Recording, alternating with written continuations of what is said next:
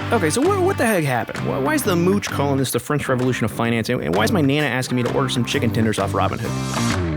Well, for folks just reading headlines, it started back in the summer of 2020 during the 1,500 days to slow the spread. And this one guy, Michael Burry, you may remember him from that movie where he played the hero we deserve. Yeah, well, he bought up a few million shares in this brick and mortar company in a time when everything's going digital. Does that sound familiar? Well, there's this forum on Reddit. They worship the guy, right? I mean, because why wouldn't they? Like, look at the guy. I mean, seriously, look at the guy. Pair that with the fact that GameStop represents every millennial's dying childhood, and you got yourself a winner on your hands. So some very smart people read up on what this very smart person was doing, and they found out that the company had a 140% short interest, and a short squeeze could be imminent. And what the heck does that mean? What is a short squeeze? Not a main squeeze, a short squeeze. Well, here's Margot Robbie in a bubble bath to explain, but the poor man's version.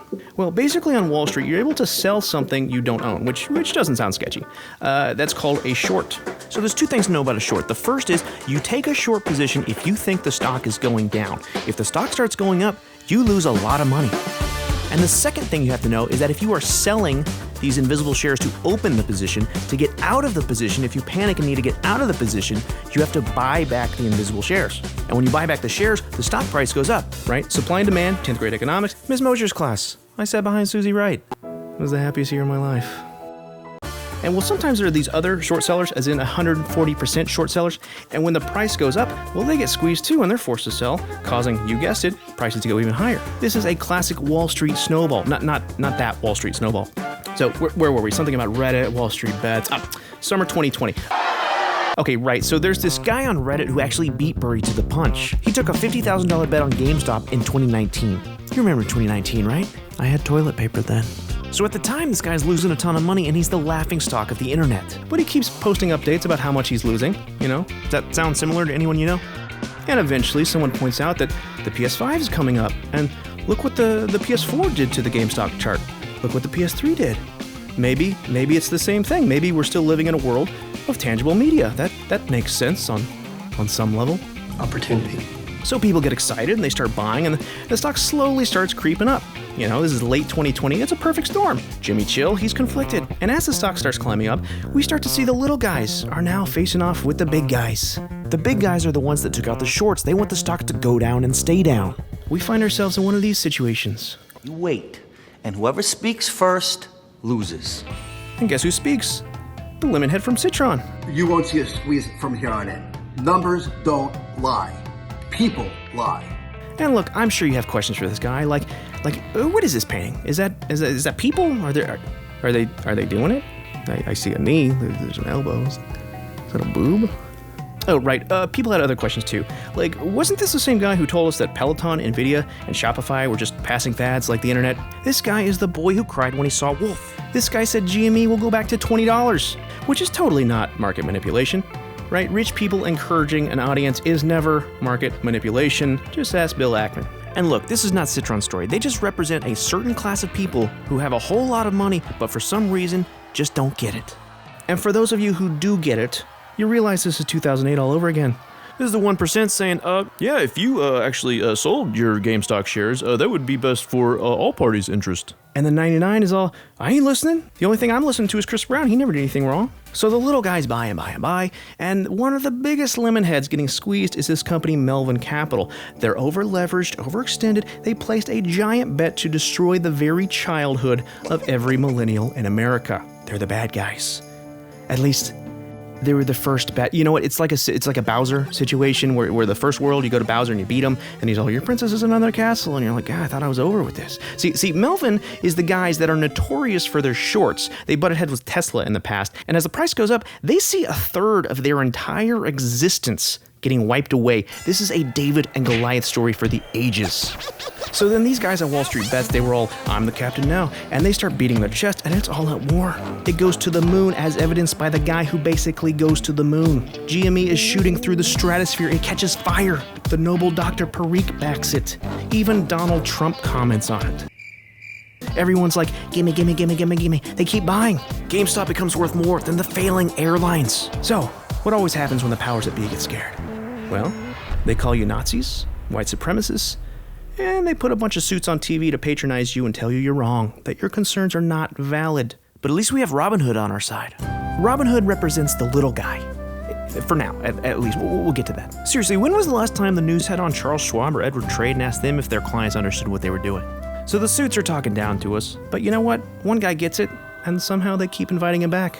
I think that what you're seeing is essentially a pushback against the establishment in a really important way. This benevolent benefactor, Chamath Palihapitiya, he got in on the action. He made bukus, and he's giving everything back. Even his initial investment, he's giving it to Dave Portnoy's Barstool Fund small business program. Isn't that nice? You know, it's a nice little silver lining. It really is.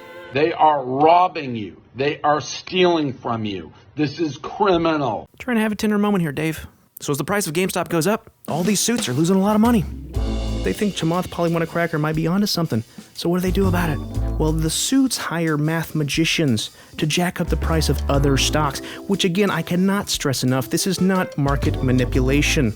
Market manipulation looks like this, but it's all a sleight of hand. It's fake. It's a fugazi, it's a wazi, it's a woozy, it's a fairy dust. Look over here, this flashy AMC. It's just as useless as GameStop, right? Let's jack this up too. Whoa, look, Nokia looks tasty. But guess what? People talk. That's why you don't date hoes from the same area code. If you learn one thing from this video, it should be that. Okay, moving on. In a matter of days, this thing starts making the little guys feel good about themselves. I mean, it is way up there. Remember the guy with the $50,000 bet? Yeah, he's living on a yacht off the coast of Bora Bora eating grapes off Emily Ratajkowski. And while he's Gordon Gekkoing a bull spread, the market starts shaking, the lines blurring. Powers that be are not happy. Well, rumors start circulating that if the hedge funds lose all their money, well, they have to sell their positions in other stocks to cover what cost they can. So if they start selling those positions, who knows what's going to happen? Is this another classic Wall Street snowball? Is GameStop that big and powerful? I mean, GameStop, right? We're talking about GameStop here. I mean, is it even possible for something like this to spiral out of control? Has it ever happened in our history? I mean, seriously, has it? I don't know. I didn't study. I was too busy making money. And you know who isn't making money? Melvin Capital. They got squeezed so tight, they announced that they have closed out of their short position, right? The little guys win. Actually, you know what? That's what they announced, but the, see, the volume of the stock actually said something different. So, I don't know what to tell you. So as their dumpster fire continues to burn, they end up getting a multi-billion-dollar bailout from the one and only Ken Griffin Jr. That's the wrong headline. They get bailed out by Ken Griffin's firm, Citadel. And remember I said the princess was in another castle? Well, Ken Griffin, he actually owns a castle, as in the most expensive house in the entire country. He lives in a city above the clouds, and you and I live in a city where people are barely scraping by. What I'm trying to say is that Citadel's Ken Griffin is an actual Bond villain. In this case, a stock villain, sorry for the pun. Look, as everything is crashing on Wednesday, the big guys are pissed and all the little guys are jumping in on the action. Well, word gets to Uncle Sam, and let's just say the SEC ain't too happy that their boys are feeling the squeeze. They don't like their boys being squeezed.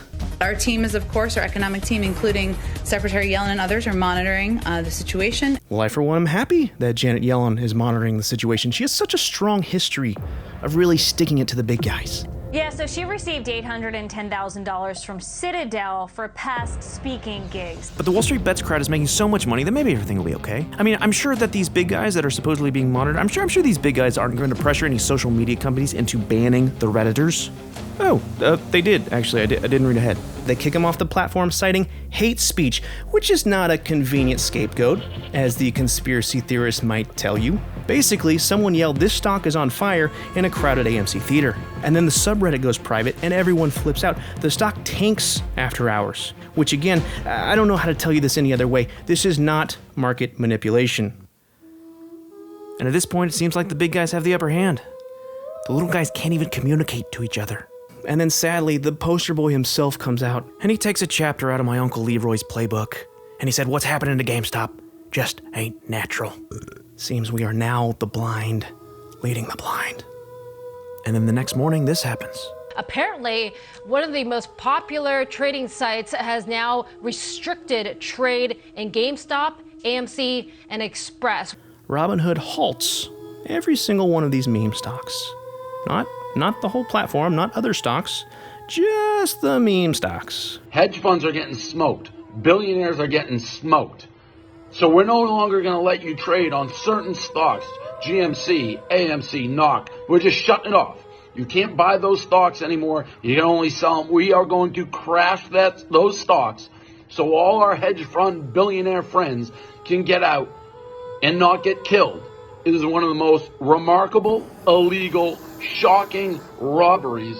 Again, not market manipulation. Market manipulation is for poors only. Well, speaking of poors, Robinhood. Steal from the rich, give to the poor. It's such a noble position. And for years, they've represented the little guy. They're just like you and me. And sadly, we all fell for it. Here's the deal. When you don't pay for the product, you are the product. Facebook taught us this, and we all immediately forgot it. See, Robinhood has a no commission fee structure. So how do they make their money? Well, what if I told you that they sell trading data in real time to big hedge funds who have algorithms in place to capitalize on this data and make a killing off the information?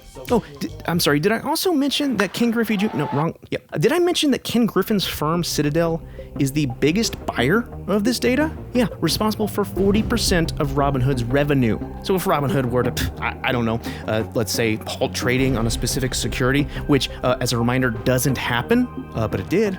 Do you think if that happened, do you think Citadel maybe put any pressure on them to do so? I don't know. It's possible.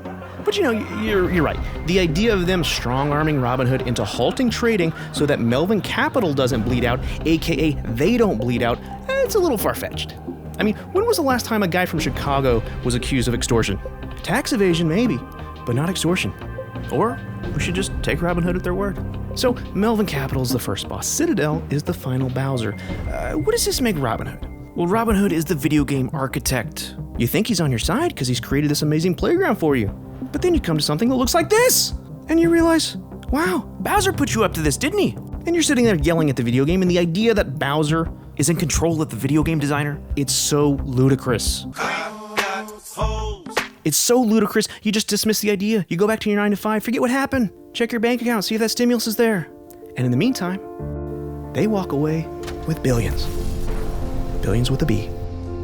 Or, if we're living in a fantasy, things change. And now the latest news, Neil, that we just received is that a class action complaint has been filed against Robinhood. Now look, all of this is just 1 week in a much bigger story. There are many more factors at play and we don't know how things are going to pan out. This video is being released before futures even trade on Sunday. But if the events of the past week can bring together Ted Cruz and AOC, there's got to be hope. But if the little guys in our country keep getting told, next time we'll do better. Next time there will be no bailout. Next time people are going to jail. If that doesn't happen, something worse might.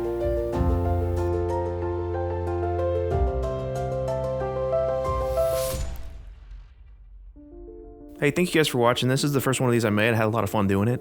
If you guys want to see more, go ahead and subscribe and follow me, and hopefully I'll get to make more of these.